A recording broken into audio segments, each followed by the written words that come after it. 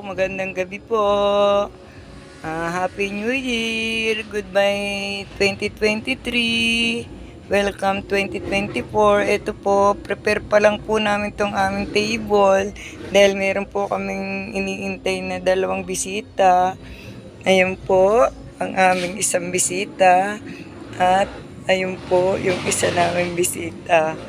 Hindi ko pa alam kung yung mga kasama po sila. Ayun po. Ayan po, wala pa po yung aming mga nandyan. Matamis pa lang po yan. Ayan po yung aming niluto. Tapos ito po yung bangus na binabad namin. Tapos ayan po yung niluto ng anak ko na may mushroom. Saka po ito po yung hindi ko po alam kung ano pong luto yan, mga nuts. Yan. Parang ube, ano. Yan po ang aming